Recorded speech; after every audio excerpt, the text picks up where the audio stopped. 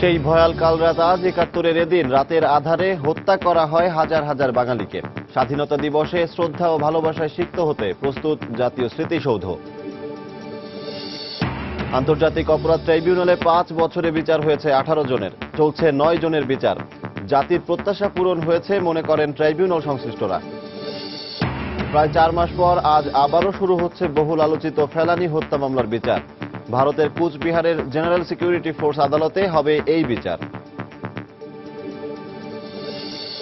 ঢাকা চট্টগ্রাম মহাসড়কের পরিবর্তে নাশকতাকারীদের নতুন টার্গেট ফেনী নোয়াখালী আঞ্চলিক মহাসড়ক। শিগগিরই নিরাপত্তা বাড়ানো হবে বলছে পুলিশ। এবং কাল সিডনিতে মাঠে গড়াচ্ছে আরেক সেমিফাইনাল। ফাইনালে যেতে অস্ট্রেলিয়া ভারতের ক্রিকেটাররা ঝালিয়ে নিচ্ছেন নিজেদের।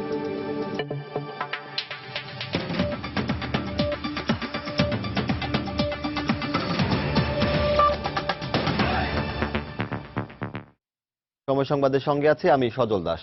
১৯৭১-এর ২৫ মার্চ ভয়াল রাতের ৪৪ বছর পূর্ণ হলো আজ। ৭১-এর অগ্নিঝড়ায় দিনে অপারেশন সার্চ লাইটের নামে রাতের অন্ধকারে ঢাকা ও এর আশেপাশের এলাকায় হাজার হাজার নিরস্ত্র মানুষকে নির্মমভাবে হত্যা করে পাকিস্তানি বাহিনী। মধ্যরাতে ঢাকা পরিণত হয় লাশের শহরে। বিভিন্ন আন্তর্জাতিক গণমাধ্যমে প্রকাশিত তথ্য মতে পাকিস্তানিদের হাতে ঢাকায় ৭,০০০-এর বেশি লোক শহীদ হন, গ্রেফতার হন আরও ৩,০০০। আর সেই রাতের ভয়াল স্মৃতি এখনও তাড়া করে কোনো রকমে প্রাণে বেঁচে যাওয়া ঢাকা বিশ্ববিদ্যালয়ের শিক্ষার্থী ও কর্মচারীদের। ফখরুল শাহিনের রিপোর্ট।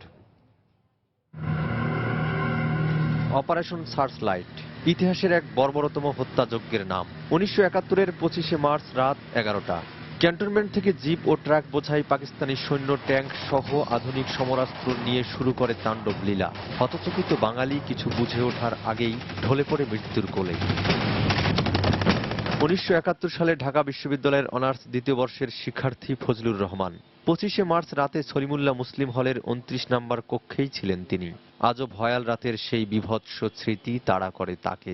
এখানে ছেলেরা যখন ওই গুলির সাথে সাথে যখন চিৎকার করত, ওই শব্দটা কিন্তু আমার কানে আসতো এবং আমি বুঝতে পারতাম যে কি হচ্ছে। আমারও ধারণা ছিল যে একই পরিস্থিতির শিকার আমিও হচ্ছি। কক্ষের ভিতর ৩ দিন অনাহারে থেকে বের হওয়ার পর বিশ্ববিদ্যালয়ের বিভিন্ন স্থানে পড়ে থাকা মানুষের লাশ আজও জীবন্ত হয়ে আছে তার চোখে। পিঠ বেরিয়ে আছে, কোনোটার পেট মাটির উপর উঠে গেছে। এগুলো হয়েছে কি, ওরা যখন মারছে পুঁতছে তখন পুরাপুরি পুঁতে ফেলছে, কিন্তু লাশ যখন ফুলে উঠছে তখন উপরের আলগা মাটি তো আর ওকে চাপা দিয়ে রাখতে পারেনি। ১৯৭১ সাল থেকে জহুরুল হক হলের স্বাস্থ্য কর্মকর্তা হিসাবে দায়িত্ব পালনকারী আব্দুর রৌফ। সেই ভয়াল রাতে হলের ভিতর লুকিয়ে বেঁচে ছিলেন তিনি। রেললাইনে বসিতে চিল্লাচিল্লি কানে আসে, ও বাবারে ও মা করে ওরে গেল ওরে ঘরে মারিয়াল এই অবস্থা। কিন্তু আগুন যে লাগাইছে এটা তো আর রুমের ভিতরে আমি কিছুই বুঝি না। তখন আমার গলা টলা সব শুকিয়ে গেছে। তখন আমি চিন্তা করলাম এরা তো গুলে গোলা করতেছে, এমন আছে তো রুমও আইতে পারে। স্বাধীনতার দাবিতে চলমান আন্দোলনকে দমন করতে সেরাতের আক্রমণে সবচেয়ে বেশি মারা যান ঢাকা বিশ্ববিদ্যালয়ের জগন্নাথ হলে থাকা শিক্ষক শিক্ষার্থীরা।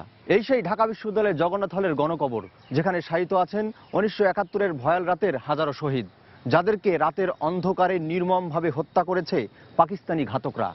আজও সেই বর্বরতার সাক্ষ্য বহন করে এই জায়গাটি। ফখরুল শাহিন, সময় সংবাদ, ঢাকা। ২৬শে মার্চ মহান স্বাধীনতা দিবসে জাতির শ্রদ্ধা ও ভালোবাসায় সিক্ত হতে প্রস্তুত করা হয়েছে সাভারের জাতীয় স্মৃতিসৌধ। সৌন্দর্যবর্ধন সহ ধোয়া মোছার কাজ শেষ হচ্ছে আজই। প্রস্তুতির কারণে ২৬শে মার্চের প্রথম প্রহর পর্যন্ত সাধারণ মানুষের প্রবেশ নিষিদ্ধ করেছে প্রশাসন। তানিন মেহেদির রিপোর্ট। স্বাধীনতা দিবসে মহান মুক্তিযুদ্ধে শহীদ জাতির শ্রেষ্ঠ সন্তানদের স্মরণ করতে প্রতি বছরই দেশের সর্বস্তরের মানুষ শ্রদ্ধা জানাতে আসেন সাভারের জাতীয় স্মৃতিসৌধে। ৪৪তম স্বাধীনতা দিবসকে সামনে রেখে জাতির শ্রদ্ধা ও ভালোবাসায় বরণ হতে প্রস্তুত করা হচ্ছে স্মৃতিসৌধ। মূল বেদিতে চলছে ধোয়া মোছা আর রং তুলির শেষ আঁচড়। আমরা এখানে কাজ চলতেছে আজকে ৮ থেকে ৯ দিন পর্যন্ত। ৯ থেকে কাজ চলতেছে, এখানে ধোয়া কাজ চলতেছে, ঝাড়ু দেওয়া চলতেছে, রং দেওয়া চলতেছে। আমরা এই রং দিতেছি, রঙের কাজ করতেছি ৭-৮ জনে, আজ ৮-৯ দিন ধরে বিভিন্ন সেক্টরে বিভিন্ন জনে আমরা এই ২৬শে মার্চ উপলক্ষে যার যার দায়িত্ব নিয়ে কাজ করতেছি। স্মৃতিসৌধে ঢোকার মূল ফটক থেকে স্মৃতিসৌধের বেদি পর্যন্ত রাস্তার দুই পাশে লাগানো হয়েছে ফুল গাছ। রং বেরঙের এসব ফুল গাছের পরিচর্যা করছেন পরিচ্ছন্নতা কর্মীরা। মহান স্বাধীনতা দিবস উপলক্ষে জাতীয় স্মৃতিসৌধের পরিষ্কার পরিচ্ছন্নতার কাজ সুষ্ঠুভাবে সুসম্পন্ন করা হয়েছে। গত 2 সপ্তাহ ধরে শতাধিক পরিচ্ছন্নতা কর্মী এই কাজের সাথে অক্লান্ত পরিশ্রম করেছে। মহামান্য রাষ্ট্রপতি ও মাননীয় প্রধানমন্ত্রী আগমন উপলক্ষে প্রয়োজনীয় প্রস্তুতি সুষ্ঠুভাবে সুসম্পন্ন করা হয়েছে। স্বাধীনতা দিবসের প্রথম প্রহরে রাষ্ট্রপতি ও প্রধানমন্ত্রীর শ্রদ্ধা নিবেদনের মধ্য দিয়ে শুরু হবে দিবসের প্রথম আনুষ্ঠানিকতা। এরপর সর্বস্তরের মানুষ শ্রদ্ধা জানাবেন জাতির শ্রেষ্ঠ সন্তানদের। তানিন মেহেদি, সময় সংবাদ, সাভার, ঢাকা।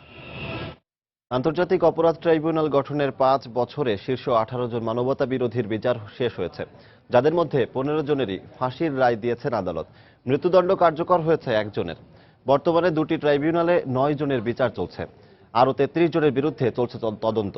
প্রসিকিউশন এবং তদন্ত সংস্থা মনে করেন এই 5 বছরে জাতির প্রত্যাশা পূরণ করতে পেরেছে আন্তর্জাতিক অপরাধ ট্রাইব্যুনাল। আফজাল হোসেনের রিপোর্ট। 71-এ মহান মুক্তিযুদ্ধের বিরোধিতাকারী এবং পাকিস্তানিদের সহায়তাকারী এদেশীয় দোসরদের বিচারে 2010 সালের আজকের এই দিনে গঠন করা হয় আন্তর্জাতিক অপরাধ ট্রাইব্যুনাল। এরপর থেকে 2টি ট্রাইব্যুনালে শীর্ষ যুদ্ধাপরাধী গোলাম আজম, নিজামী, মুজাহিদ, সাইদি, সাকা চৌধুরী সহ 18 জনের বিচার শেষ হয়েছে। ফাঁসি কার্যকর হয়েছে মানবতাবিরোধী কাদের মোল্লার। ট্রাইব্যুনালের তদন্ত সংস্থার তথ্যমতে মানবতাবিরোধী অপরাধের বিচার শুরুর পর সারা দেশ থেকে প্রায় 600 জনের বিরুদ্ধে অভিযোগ আসে। তবে এ পর্যন্ত মোট 35 জনের তদন্ত শেষে 18 জনের বিচার শেষ হয়েছে, যাদের মধ্যে 15 জনেরই ফাঁসির দণ্ড হয়েছে। এছাড়া আরও 33 জনের বিরুদ্ধে তদন্ত কাজ অব্যাহত আছে। সংস্থাটির সমন্বয়ক মনে করেন নানা সীমাবদ্ধতার মধ্যেও এই অর্জন সন্তোষজনক। প্রতিটি অভিযুক্ত ব্যক্তি কনভিক্টেড হয়েছেন আসামের ট্রায়ালে। তো সেদিকে তো আমি মনে করব তদন্ত সংস্থা আমাদের এই গত 5 বছরে যে কাজটি আমরা করেছি, আমরা শতভাগ সফলতা অর্জন করেছি মনে করি। ট্রাইব্যুনালের প্রসিকিউশন মনে করে এসব রায়ে জাতির প্রত্যাশা পূরণ হয়েছে।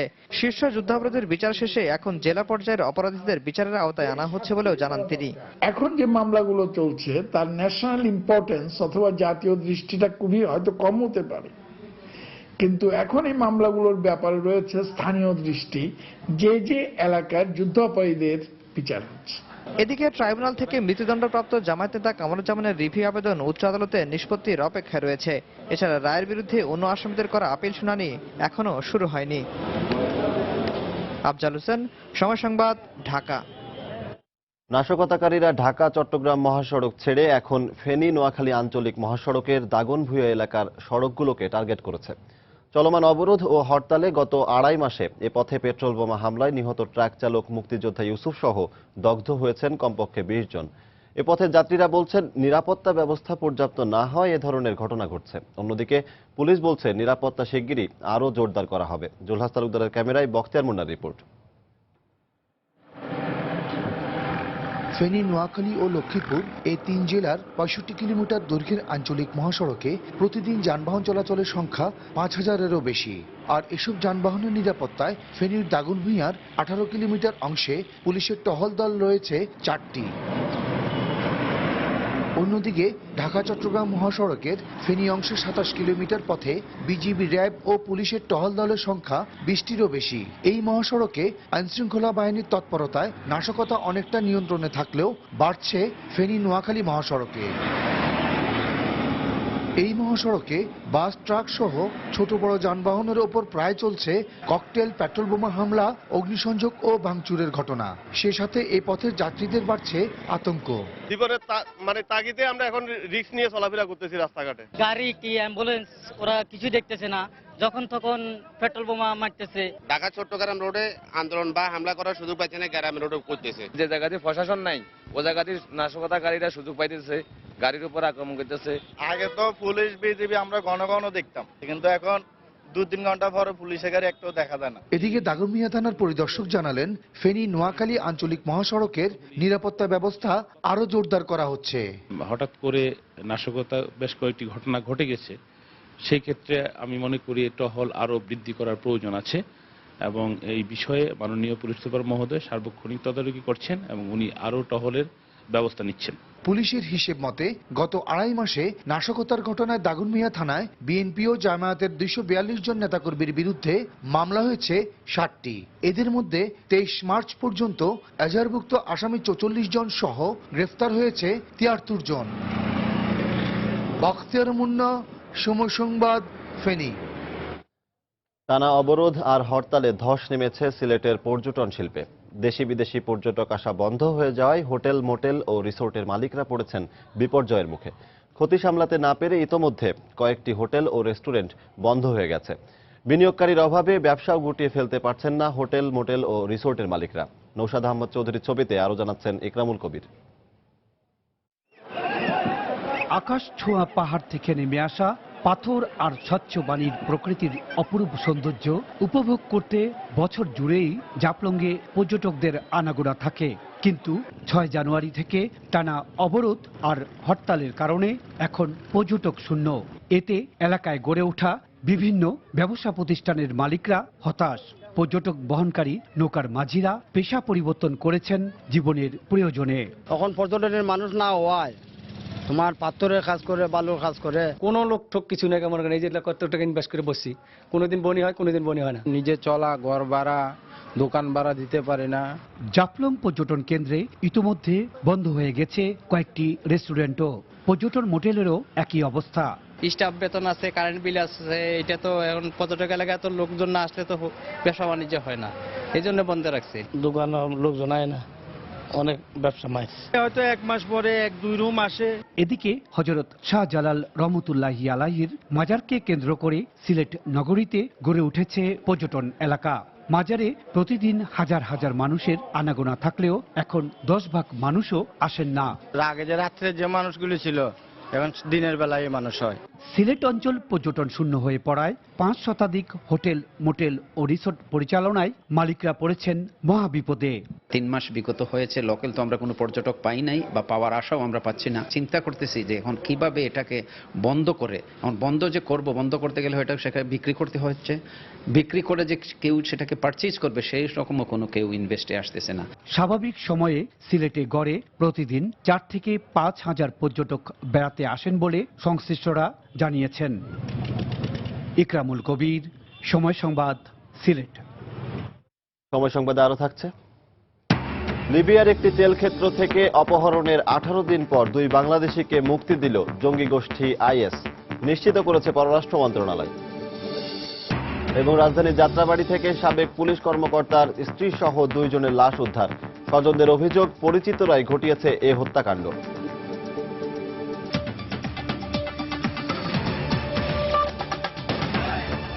প্রায় 4 মাস পর আজ আবারও শুরু হচ্ছে বহুল আলোচিত ফেলানী হত্যা মামলার পুনর্বিচার কার্যক্রম।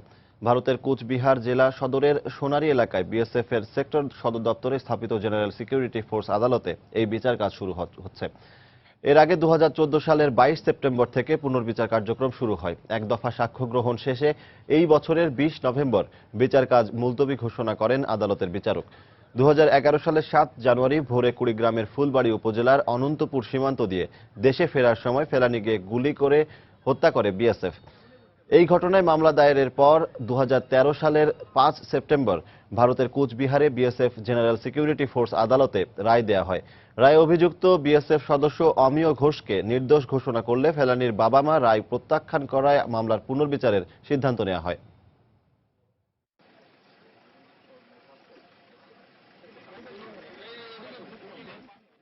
বরাবরই আমরা বলেছি যে আমরা ন্যায় বিচার প্রত্যাশা করি, আর এই ক্ষেত্রে ন্যায় বিচারটা হচ্ছে খুনির সাজার ভেতর দিয়ে। কারণ খুনি যখন আত্মস্বীকৃত, তিনি যে সকল ওজর নিয়েছিলেন সেই ওজরগুলো ভারতীয় আদালত গ্রহণ করলেও অনুমোদনকারী কর্তৃপক্ষ কিন্তু সেই ওজরগুলোকে গ্রহণ করেননি বিধায় আমরা বিশ্বাস করি সে কারণেই পুনর্বার বিচারটি অনুষ্ঠিত হচ্ছে। বিশ্বকাপ ক্রিকেটের খবর। কাল মাঠে গড়াবে বিশ্বকাপের দ্বিতীয় সেমিফাইনাল। আসরের বর্তমান চ্যাম্পিয়ন ভারত মুখোমুখি হবে স্বাগতিক ও অন্যতম ফেভারিট অস্ট্রেলিয়ার। দুদলই দারুণ ফর্মে থাকায় জমজমাট এক লড়াই দেখার অপেক্ষায় ক্রিকেট দুনিয়া। সিডনিতে ম্যাচটি শুরু হবে বাংলাদেশ সময় সকাল 9:30টায়। গ্রুপ পর্যায়ে সব ম্যাচ জিতে নক আউট পর্ব নিশ্চিত করে ভারত। তবে কোয়ার্টার ফাইনালে বাংলাদেশের বিপক্ষে ভারতের জয় ছিল প্রশ্নবিদ্ধ। যদিও সেসব পেছনে ফেলে সিডনিতে ইতিহাস রচনা করতে চায় ডিফেন্ডিং চ্যাম্পিয়নরা। আর সিডনির উইকেট স্পিন সহায়ক হওয়ায় অশ্বিন ও জাদেজাকে নিয়েই একাদশ সাজাতে পারে টিম ইন্ডিয়া। ফলে অপরিবর্তিত একাদশ নিয়েই মাঠে নামবে ধোনির দল। অন্যদিকে আসরে একমাত্র নিউজিল্যান্ডের কাছেই হারের স্বাদ পেয়েছে অস্ট্রেলিয়া, কিন্তু সব বিভাগেই দারুণ ফর্মে আছে মাইকেল ক্লার্কের দল। এছাড়া খেলাটা সিডনিতে হওয়ায় কিছুটা হলেও স্বস্তিতে থাকবে ক্যাঙ্গারুরা, কেননা ঐতিহাসিক এই মাঠে ভারতের বিপক্ষে গেল ৩৫ বছরে কেবল একটি ওয়ানডেতেই হেরেছে অজিরা। আর এ পর্যন্ত ৬ বার সেমিফাইনালে খেলে প্রতিবারই জয় পাওয়ার রেকর্ডও বাড়তি আত্মবিশ্বাস যোগাবে অস্ট্রেলিয়াকে। আর উইকেট দেখে শেষ মুহূর্তে একাদশে পরিবর্তন আসতে পারে স্বাগতিকদের।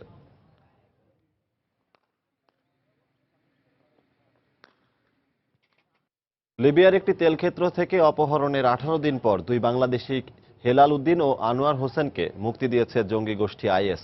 পররাষ্ট্র মন্ত্রণালয় তাদের মুক্তির বিষয়টি নিশ্চিত করেছে। পররাষ্ট্র মন্ত্রণালয় সূত্র জানায়, দুজনই সুস্থ থাকলেও গতকাল সন্ধ্যায় মুক্তির পর স্বাস্থ্য পরীক্ষার জন্য তাদের সিরতের একটি হাসপাতালে ভর্তি করা হয়। এর আগে গতকাল সকালে বাংলাদেশে স্ত্রীকে ফোন করে হেলাল জানান জঙ্গিরা তাদের ২-১ দিনের মধ্যে ছেড়ে দিতে পারে, এমন আলোচনা করতে শুনেছেন তিনি। গত ৯ মার্চ লিবিয়ার সিরতে শহরের আলীগনি তেলক্ষেত্র থেকে তাদের দুজন সহ ৯ জনকে অপহরণ করে আইএস। হেলালের বাড়ি জামালপুরে ও আনোয়ারের বাড়ি নোয়াখালী জেলায়। রাজধানীর যাত্রাবাড়ির কলাপট্রি এলাকায় সাবেক এক পুলিশ কর্মকর্তার স্ত্রী ও গৃহকর্মীর মেয়েকে গলা কেটে হত্যা করেছে দুর্বৃত্তরা। মঙ্গলবার সন্ধ্যায় এই হত্যাকাণ্ডের ঘটনা ঘটে। প্রতিবেশী ও স্বজনদের অভিযোগ, পরিচিত জনেরাই হয়তো ডাকাতির উদ্দেশ্যে এ জোড়া খুন করেছে। আর পুলিশ বলছে তদন্তের পরই উন্মোচিত হবে হত্যার আসল রহস্য। স্বামী অবসরপ্রাপ্ত পুলিশ সুপার আব্দুল কুদ্দুসের মৃত্যুর পর স্ত্রী রওশনারা যাত্রাবাড়ির কলাপট্টি এলাকার ৩ তলা এই বাড়ির ২য় তলায় বাস করতেন। ৫ ছেলে মেয়ের সবাই দেশের বাইরে থাকায় গৃহকর্মী লাকি ও তার মেয়ে কল্পনাকে নিয়েই তার সংসার। মঙ্গলবার সন্ধ্যায় লাকি বাড়ির বাইরে থেকে ফিরে বৃদ্ধা রওশনারা ও তার ১২ বছর বয়সী মেয়ে কল্পনাকে রক্তাক্ত অবস্থায় পড়ে থাকতে দেখেন। পরে পুলিশে খবর দিলে ঘটনা জানাজানি হয়। প্রতিবেশী ও আত্মীয়দের দাবি, পরিচিত কেউ ডাকাতির উদ্দেশ্যে এ ঘটনা ঘটিয়েছে। আমাদের এলাকাতে কারোর সাথে টুটো বাক্য কোনো কথা হয় নাই বা ঝগড়া হয় নাই, সে অনেক আগের থেকে। সেটা মুরব্বী মানুষ, তার সাথে কোনো গন্ডগোল মতন রাখার মতো কোনো মানুষ সেখানে নাই। লোক ভালো ছিল তো, কেউ সন্দেহ করে নাই যে এরকম ঘটনা ঘটবে এই জায়গায়। ডাকাতের বেলা এসে গলা জবর দিয়ে থেকে গেছে আমার খালাদের, আমার বোনের মাইয়ারে। আমার খালার সাথে কোনো শত্রুতা ছিল না। আর আমার বোন তো আর আমার বোন তো কিছুই বুঝে না, খালার সাথেই থাকে, হ্যাঁ সেবা যতই করে। পরিচিত কেউ যারা জানতো উনি একা থাকেন বাসায়, হয়তো টাকা পয়সার জন্য এই ঘটনা ঘটছে, এছাড়া ছোট ছিল না কোনো। তবে পুলিশ এ জোড়া খুনের বিষয়ে স্পষ্ট কোনো তথ্য দিতে পারেনি। আমাদের কাছে এটা হত্যাকাণ্ডই মনে হয়েছে। আর ভিতরে আমরা অনেক গুরুত্বপূর্ণ জিনিস দেখেছি, বাট কিছু কাপড় চোপড় এলোমেলো ছিল, সেটাও আমরা দেখেছি। বা সম্পূর্ণ বিষয়টা তদন্তের পর আমরা স্পষ্টভাবে জানাতে পারবো।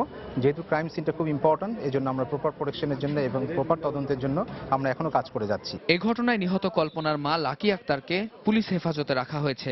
আর প্রাথমিক সুরতহালের পর লাশ ময়না তদন্তের জন্য পাঠানো হয় মিডফোর্ড হাসপাতালের মর্গে। কামরুজ্জামান মামুন, সময় সংবাদ, ঢাকা।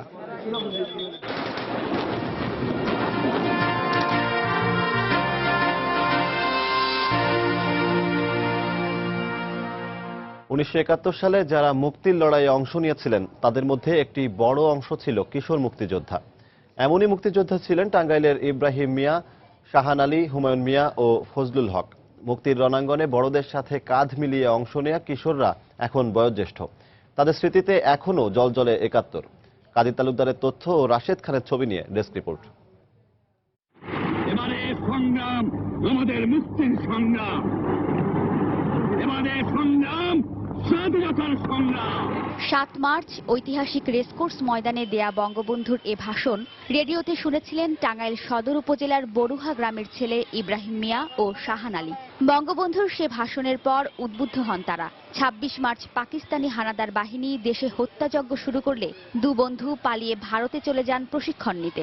আমার বাপের ট্রাঙ্কের থেকে টাকা চুরি করে নিয়ে ইব্রাহিমের সাথে সরাসরি যমুনাতে নদী থেকে একবারে ভারতে ২৮ দিন ট্রেনিং করার পরে আমরা আসি। প্রথম ট্রেনিং করে আসি আমরা পুরাকাশি আমাকে হাতের পত্র গোলাবারি সবকিছু পুরাকাশি আসার পর দিয়ে দেয়। পুরাকাশি আসার পরে 2 দিন পর বাইরাঙ্গা যুদ্ধে অংশগ্রহণ করি আমরা। তবে স্বাধীনতার ৪৪ বছর পরেও সব যুদ্ধাপরাধীদের বিচার না হওয়ায় ক্ষুব্ধ তারা। এই দেশে আলবদর রাজাকারের বিচার হতেই হবে, হতেই হবে। এটি আমাদের দৃঢ় সংকল্প এবং সরকারের কাছে এটি আমাদের প্রত্যাশা। ফাঁসির আদেশ আসতেছে কিন্তু তাদের কার্যকরী করা হচ্ছে না কেন? তার সবসময় আমরা প্রতিবাদ, আমার ব্যক্তিগতভাবে তার প্রতিবাদ জানাই।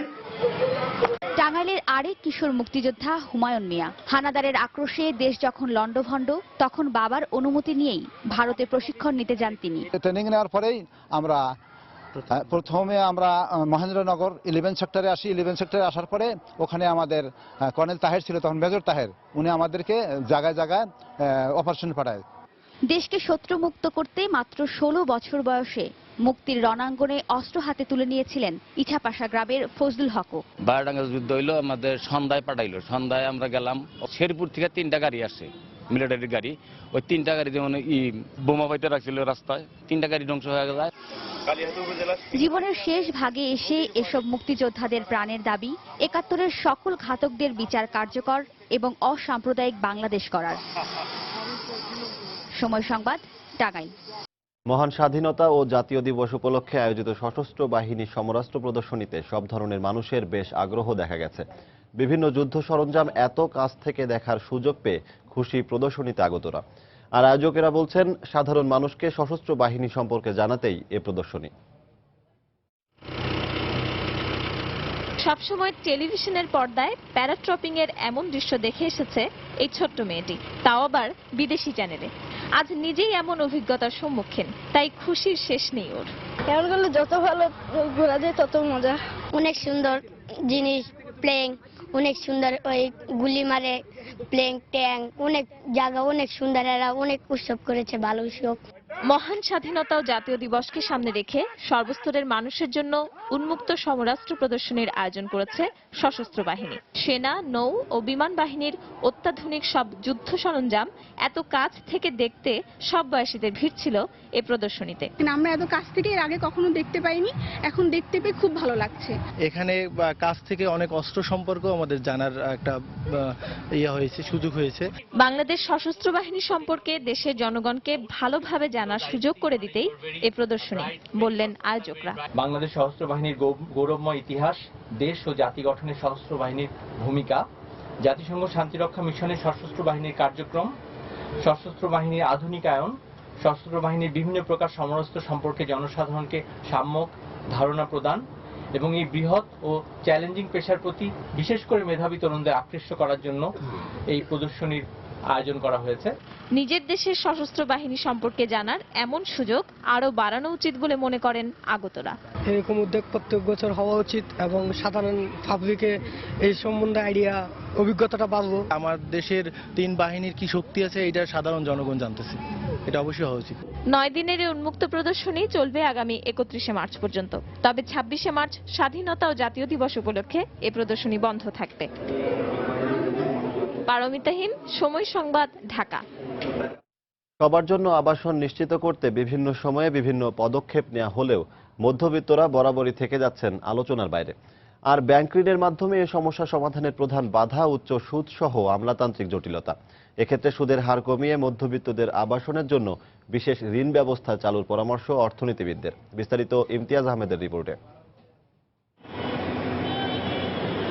নাগরিক জীবনে নিজস্ব একটি বাড়ির স্বপ্ন প্রতিটি মধ্যবিত্ত পরিবারেরই। তবে স্বপ্ন পূরণে প্রধান বাধা হয়ে দাঁড়ায় এককালীন বড় অঙ্কের টাকা। এক্ষেত্রে মধ্যবিত্ত কিংবা নিম্নবিত্তদের নিজস্ব আবাসনের ব্যবস্থা করতে ব্যাংক ঋণ একটি বড় ভূমিকা পালন করতে পারে।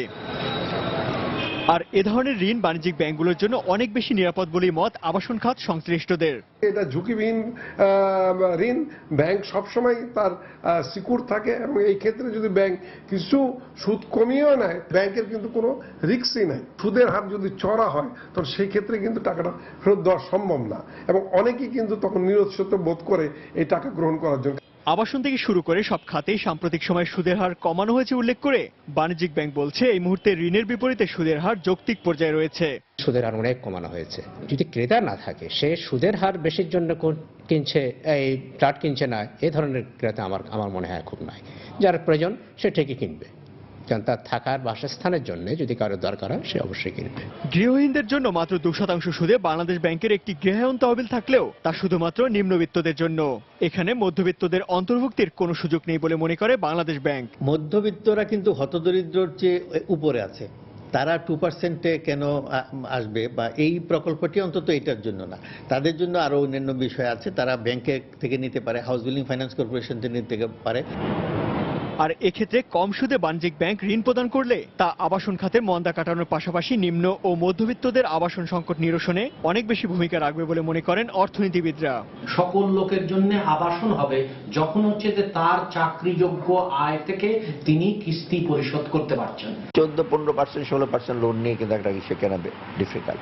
হাউজিং লোন প্রায় 17-18 চলে যায়, এবং ওটার এগেনস্ট যদি ব্যাংকার যদি এনকারেজ করে একটা ভালো নমনীয় হারে সুদ দেয়, তখন কিন্তু ওখানে অনেক টাকা কিন্তু ইউটিলাইজ করা যেতে পারে, এবং সেই সাথে কিন্তু গৃহায়ণ খাতে যে একটা অচলাবস্থা সৃষ্টি, ওটাও কিন্তু কমতে পারে কিছু। সবার জন্য আবাসন নিশ্চিত করতে সরকারের পাশাপাশি ঋণদান প্রতিষ্ঠানগুলোকে একটি সম্মিলিত কর্মপরিকল্পনা প্রণয়ন জরুরি বলে মত অর্থনীতিবিদদের। ইমতিয়াজ আহমেদ, সময় সংবাদ, ঢাকা। একদিকে টানা অবরোধ আর হরতাল, আর অন্যদিকে পরীক্ষার সময়সূচি পরিবর্তন না করার ঘোষণা, এ দুয়ে মিলে চরম উদ্বিগ্ন আর উৎকণ্ঠায় দিন কাটছে এইচএসসি পরীক্ষার্থী ও তাদের অভিভাবকদের। আর এই পরিস্থিতিতে সুষ্ঠুভাবে পরীক্ষা শেষ করতে সবার সহযোগিতা কামনা করেছেন বরিশাল শিক্ষা বোর্ডের চেয়ারম্যান। আরো জানাচ্ছেন ফিরদৌস সোহাগ। এইচএসসি পরীক্ষার বাকি আর মাত্র কদিন। 1 এপ্রিল শুরু হবে এবারের পরীক্ষা। প্রথম দিন বাংলা প্রথম পত্র, চলছে শেষ মুহূর্তের প্রস্তুতি। পাশাপাশি গত 2 মাসে বরিশালে ঘটেছে বেশ কয়েকটি নাশকতার ঘটনা। লঞ্চ ও বাসে পেট্রোল বোমা নিক্ষেপ, এমনকি হামলা হয়েছে পুলিশের উপরও। দগ্ধ ও মৃত্যুর ঘটনাও ঘটেছে একাধিক। এ অবস্থায় উদ্বিগ্ন পরীক্ষার্থী ও অভিভাবকেরা। রুটিন অনুযায়ী পরীক্ষা হলে আমাদের ফল অনেক ভালো হতো, কিন্তু সাম্প্রতিক শিক্ষামন্ত্রী যে ঘোষণা দিচ্ছে হরতাল অবরোধ পরীক্ষা হবে, কিন্তু এটা আমাদের জন্য ভয়ের ও আতঙ্ক। তো তাছাড়া এসএসসি পরীক্ষার মতো শুক্র শনিবার পরীক্ষা হলে আমাদের জন্য ভালো হয়। এইচএসসি পরীক্ষার সময় যদি হরতাল এবং অবরোধ না থাকে এবং আমরা যদি শান্তিমতো পরীক্ষা দিতে পারি, এর সাথে যদি সকলের সহযোগিতা থাকে, তাহলে আমরা আমাদের কাঙ্ক্ষিত ফলাফল দেখাতে পারবো এবং আমাদের পরীক্ষাও ভালো হবে। এই প্রেক্ষাপটে তো আমি উদ্বিগ্ন, উৎকণ্ঠা এবং গভীর চিন্তায় আছি। এই দায়িত্ব কে নেবে যদি কোনো কিছু ঘটে? এদিকে পরীক্ষা গ্রহণের সব প্রস্তুতি ইতোমধ্যে শেষ হয়েছে। এই পরিস্থিতিতে সকলের সহযোগিতা কামনা করেছেন বরিশাল শিক্ষা বোর্ড চেয়ারম্যান। শিক্ষার্থী অভিভাবকদের উদ্বিগ্ন হওয়াটা অবান্তর কিছু নয়, আমরাও উদ্বিগ্ন। তবে এই উদ্বিগ্নতার মধ্য দিয়েও আমরা এসএসসি পরীক্ষা যথাসময়ে সমাপ্ত করতে সক্ষম হয়েছি। আশা করি রাজনৈতিক নেতৃবৃন্দ এবং সকলের সার্বিক সহযোগিতার মধ্য দিয়ে এইচএসসি পরীক্ষাও আমরা সময় মতো নিতে সক্ষম হব। বরিশাল শিক্ষা বোর্ডে মোট পরীক্ষার্থী 56,600, এর মধ্যে ছাত্র 28,745 এবং ছাত্রী 27,855, আর কেন্দ্র রয়েছে 109টি। ফিরদৌস সোহাগ, সময় সংবাদ, বরিশাল। টানা চতুর্থ দিনের মতো আজও ঢাকা সিটি উত্তর ও দক্ষিণের মেয়র ও কাউন্সিলর পদে মনোনয়নপত্র সংগ্রহ কার্যক্রম শুরু হয়েছে। এই মুহূর্তে রাজধানীর গুলিস্তানে মহানগর নাট্যমঞ্চে দক্ষিণ সিটি কর্পোরেশন রিটার্নিং অফিসারের কার্যালয়ে আছেন আমাদের রিপোর্টার মৌসুমী ইসলাম। সেখানকার সবশেষ পরিস্থিতি জানতে আমরা সরাসরি চলে যাচ্ছি সেখানে। মৌসুমী,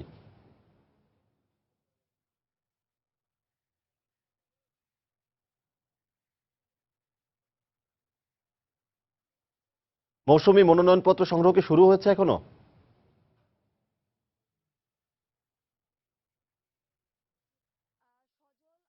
আমি এই মুহূর্তে গুলিস্তানে মহানগর নাট্যমঞ্চে আছি, যেখানে হচ্ছে ঢাকা দক্ষিণ সিটি নির্বাচনের রিটার্নিং কর্মকর্তার কার্যালয় এখানে স্থাপন করা হয়েছে। সজল, আপনি জানেন যে আগামী 28 এপ্রিল ঢাকার 2 সিটি নির্বাচন অনুষ্ঠিত হবে। তো গত 3 দিন ধরে কিন্তু এখান থেকে মনোনয়নপত্র সংগ্রহ করছেন যারা নির্বাচন করতে ইচ্ছুক, সাধারণ ওয়ার্ড কাউন্সিলর যারা পদে নির্বাচন করতে চান তারা, এবং সংরক্ষিত মহিলা আসন এবং হচ্ছে আপনার মেয়র পদের প্রার্থীরা কিন্তু মনোনয়নপত্র সংগ্রহ করছেন। তো আজকের দিনের কার্যক্রম কিন্তু সকাল 10টায় শুরু হয়ে গেছে এবং কর্মচারীরা কিন্তু তাদের কার্যক্রম পরিচালনা করছেন। কিন্তু এখন পর্যন্ত আমরা সম্ভাব্য যে প্রার্থীরা আছেন তাদেরকে আমরা এখনো দেখিনি, তবে তারা বলছেন যে কিছুক্ষণের মধ্যেই প্রার্থীদের ভিড় লেগে যাবে। তো এখন পর্যন্ত আজকে চতুর্থ দিনের মতো কিন্তু মনোনয়নপত্র সংগ্রহ করবেন প্রার্থীরা, মানে নির্বাচন করতে ইচ্ছুক যে প্রার্থীরা তারা সংগ্রহ করবেন। তো এরই মধ্যে কিন্তু 15 জন মেয়র পদে নির্বাচন করতে ইচ্ছুক এরকম প্রার্থী কিন্তু গত 3 দিনে মনোনয়নপত্র সংগ্রহ করেছেন। এছাড়া সাধারণ যে কাউন্সিলর পদ আছে সেখানে কিন্তু 743 জন সংগ্রহ করেছেন, যেখানে মোট ওয়ার্ড সংখ্যা 57টি। তো সজল বুঝতেই পারছেন যে প্রতিটি ওয়ার্ডের বিপরীতে কিন্তু 10 জনেরও বেশি প্রার্থী মনোনয়নপত্র সংগ্রহ করছেন। আপনি জানেন যে দীর্ঘদিন যাবৎ এই ঢাকার যে সিটি নির্বাচন সেটি অনুষ্ঠিত হয়নি এবং 2 সিটি ভাগ হওয়ার পর, উত্তর দক্ষিণ ভাগ হওয়ার পরও কিন্তু 4 বছর পেরিয়ে গেছে। তো প্রার্থীদের মধ্যে কিন্তু ব্যাপক উৎসাহ আগ্রহ আমরা দেখতে পাচ্ছি মনোনয়নপত্র সংগ্রহের ক্ষেত্রে। এছাড়া 29 তারিখ পর্যন্ত মনোনয়নপত্র সংগ্রহ এবং জমা দিতে পারবেন। তো আগামীকাল সরকারি ছুটি 26শে মার্চ এবং এর পরদিন শুক্র শনিবার সরকারি বন্ধ। সেই সব দিনেও কিন্তু প্রার্থীদের সুবিধার কথা চিন্তা করে অফিস খোলা থাকবে, তারা মনোনয়নপত্র সংগ্রহ করতে পারবেন এবং জমা দিতে পারবেন। তো সজল, এই ছিল ঢাকা দক্ষিণ সিটি নির্বাচনের রিটার্নিং কর্মকর্তা কার্যালয়ের সব শেষ পরিস্থিতি। দর্শক, ঢাকা দক্ষিণ সিটি কর্পোরেশন রিটার্নিং অফিসারের কার্যালয় থেকে আমাদের সাথে যোগ দিয়েছিলেন সহকর্মী মৌসুমী ইসলাম। স্বাধীনতা দিবস উপলক্ষে সম্মিলিত সাংস্কৃতিক জোটের আয়োজনে কেন্দ্রীয় শহীদ মিনারে 3 দিনের স্বাধীনতা উৎসব শুরু হয়েছে। মঙ্গলবার আনুষ্ঠানিকভাবে উৎসবের উদ্বোধন করা হয়। এবার স্বাধীনতা উৎসবের উদ্বোধন করেন 6 জন পুলিশ মুক্তিযোদ্ধা, যারা রাজারবাগে প্রথম প্রতিরোধ যুদ্ধে সক্রিয়ভাবে অংশ নিয়েছিলেন। শহীদ মিনারে এই উদ্বোধনী অনুষ্ঠানে সম্মিলিত সাংস্কৃতিক জোটের নেতৃবৃন্দ উপস্থিত ছিলেন। এ সময় বক্তারা 1971 সালের মার্চে স্বাধীনতা ঘোষণার পটভূমি নিয়ে আলোচনা করেন। এছাড়া মুক্তিযুদ্ধে সাংস্কৃতিক কর্মীদের ভূমিকাও তুলে ধরেন তারা।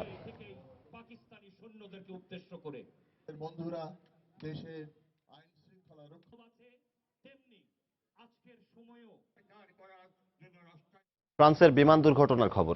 জার্মানির বিধ্বস্ত বিমানের রেকর্ডার উদ্ধার করা হয়েছে বলে ফরাসি স্বরাষ্ট্রমন্ত্রীর বরাতে জানিয়েছে সংবাদ মাধ্যম আরটি।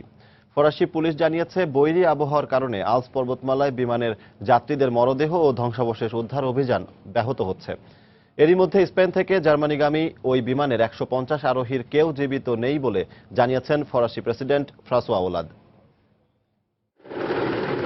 জার্মানির এয়ারলাইন্স জার্মান উইংসের ফ্লাইট 4U9525 বিধ্বস্ত হওয়ার কয়েক ঘন্টা পর আল্পস পর্বতে বিমানের ধ্বংসাবশেষ ও আরোহীদের খোঁজে অভিযান শুরু করে ফ্রান্স।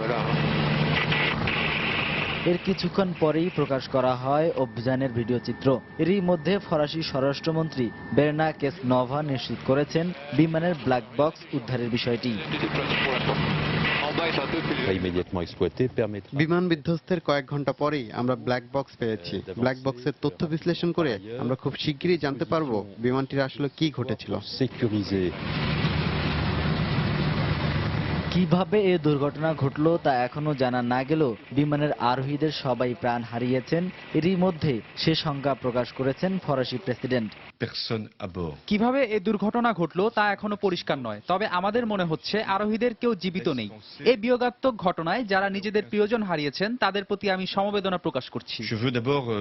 মঙ্গলবার 144 যাত্রী ও 6 ক্রু সহ স্পেনের বার্সেলোনা থেকে জার্মানির ডুসেলডর্ফে ফেরার পথে ফ্রান্সের আল্পস পর্বতমালায় বিমানটি বিধ্বস্ত হয়। ফ্রান্স ও স্পেনের সরকারি সূত্র জানায়, 16 স্কুল শিক্ষার্থী সহ বিমানের 150 জন আরোহীর মধ্যে 67 জন জার্মান ও 45 জন স্পানিয়ার্ড। এ ঘটনার পরপরই পেরু সফরে থাকা জার্মানির প্রেসিডেন্ট বিমানের আরোহীদের পরিবারের প্রতি সমবেদনা জানান। আমি খুবই মর্মাহত। অনেকগুলো মানুষ জার্মানিতে ফিরছিল, তাদের পরিবারদের আহাজারি কষ্ট আর বেদনা আমি উপলব্ধি করছি। আমি সেসব পরিবারকে বলতে চাই, আমার চিন্তা ও ভাবনা আপনাদের সঙ্গে রয়েছে। বিমান দুর্ঘটনার খবর শুনে বার্সেলোনা ও ডুসেলডর্ফ বিমানবন্দরে জড়ো হচ্ছেন আরোহীদের আত্মীয় স্বজনেরা। মর্মান্তিক এ দুর্ঘটনার পর পুরো ইউরোপ জুড়ে নেমে এসেছে শোকের ছায়া। বিমানের হতভাগা আরোহীদের স্মরণে মঙ্গলবার ফরাসি ও ইউরোপীয় পার্লামেন্টে মৌনতা পালনের পাশাপাশি শোক প্রকাশ করা হয়। শরীফুল ইসলাম, সময় সংবাদ। ইয়েমেনের তাজি এলাকায় হাউথি বিরোধী বিক্ষোভকারীদের ওপর বিদ্রোহীদের গুলিবর্ষণের ঘটনায় অন্তত 4 জন নিহত হয়েছে বলে দাবি করেছে আন্দোলনকারীরা। দেশটির বন্দরনগরী এডেনে জড়ো হয়ে সরকারের প্রতি আনুগত্য প্রদর্শন করেছে দেশটির সেনা সদস্যদের একাংশ। এদিকে হাউথি বিদ্রোহীদের দমনে জাতিসংঘ নিরাপত্তা পরিষদের সহায়তা চেয়েছেন ইয়েমেনের প্রেসিডেন্ট মানসুর হাদি। মঙ্গলবার এক বিবৃতিতে এই আহ্বান জানান মানসুর হাদি। ইতোমধ্যে ইয়েমেনের মধ্য ও দক্ষিণ পশ্চিমাঞ্চলীয় অধিকাংশ এলাকা নিজেদের দখলে নিয়েছে বিদ্রোহী গোষ্ঠীটি। বিদ্রোহীদের দমনে ইয়েমেন সরকারকে সমর্থন জানাতে বন্দরনগরী এডেনের জড়ো হয়েছে দেশটির সরকারপন্থী সেনা সদস্যরা। এডেনের রাস্তায় ভারী সাজোয়াজান নিয়ে অবস্থান নেয় তারা। একই দিন তাজির রাস্তায় সমবেত হয়ে হাউথি বিদ্রোহী বিরোধী সমাবেশ করে শত শত মানুষ। এ সময় সম্প্রতি এলাকাটি দখলে নেওয়া হাউথি সদস্যরা গুলি ছোড়ে আন্দোলনকারীদের লক্ষ্য করে। এতে হতাহত হয় বেশ কয়েকজন। গত রোববার এলাকাটি নিজেদের দখলে নেয় হাউথি বিদ্রোহীরা।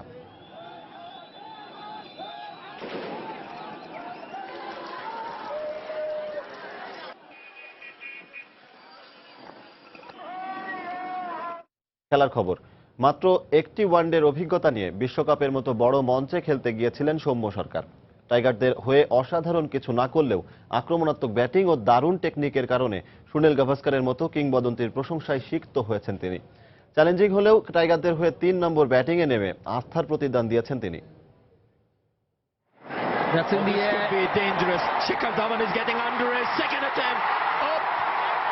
ভারতের বিপক্ষে প্রশ্নবিদ্ধ হারে কোয়ার্টার ফাইনালে শেষ হয়েছে টাইগারদের স্বপ্নের বিশ্বকাপ মিশন। সেমিফাইনালে ওঠার লড়াই থেকে বাংলাদেশ বিদায় নিলেও টাইগারদের ঝুলিতে জমা হয়েছে দারুণ সব সুখস্মৃতি। একদিকে বাংলাদেশ যেমন পেয়েছে বিশ্বমানের কয়েকজন উদীয়মান ক্রিকেটার, তেমনি আবার অনেকেই নিজেকে চিনিয়েছেন নতুন করে। লাল সবুজের জার্সি গায়ে যে কজন ক্রিকেটার নিজেদের প্রমাণ করেছেন ক্রিকেটের বিশ্বমঞ্চে, তাদের মধ্যে অন্যতম সৌম্য সরকার। মাত্র এক ওয়ানডের অভিজ্ঞতা থাকলেও বিশ্বকাপে সুযোগ পাওয়া এবং টাইগারদের প্রতিনিধিত্ব করাটাকে অনেক বড় পাওয়া বলে মনে করছেন এই অলরাউন্ডার। অলকার মতো একটা জায়গায় খেলতে পারছি, এটা আমিও নিজে অনেক খুশি।